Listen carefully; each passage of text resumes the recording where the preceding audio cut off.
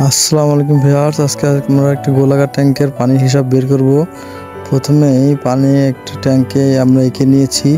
ট্যাঙ্কটির উচ্চতা আমরা দিয়েছি 5 ফিট, যাকে আমরা এইচ দ্বারা দেখাচ্ছি, এবং ব্যাস দেখাচ্ছি 3 ফিট, যেটা ডি দ্বারা প্রকাশ করছি।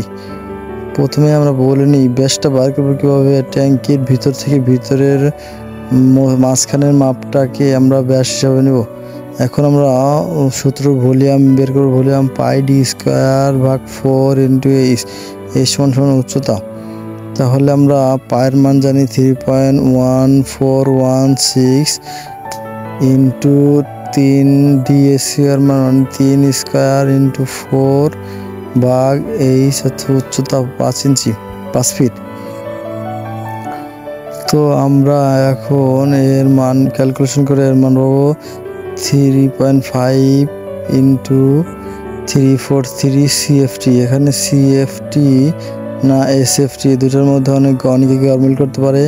সিএফটি তো আমরা মূলত বসাই আয়তন এবং ভলিউম বের করার সময় সিএফটি আমরা লিখি, এবং ক্ষেত্রফল বের করার সময় আমরা এসএফটি লিখি। অতএব এখানে যেহেতু আমরা ভলিউম বের করলাম, সেক্ষেত্রে সিএফটি হবে।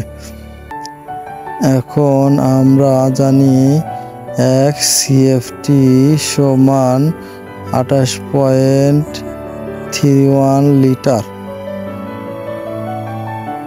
তাহলে এখানে 35.343 সিএফটি ইন্টু 28.31 লিটার গুণ করে দিলে আমরা 1000 লিটার পেয়ে যাব। অতএব ট্যাঙ্কির পানি ধারণ ক্ষমতা 1000 লিটার।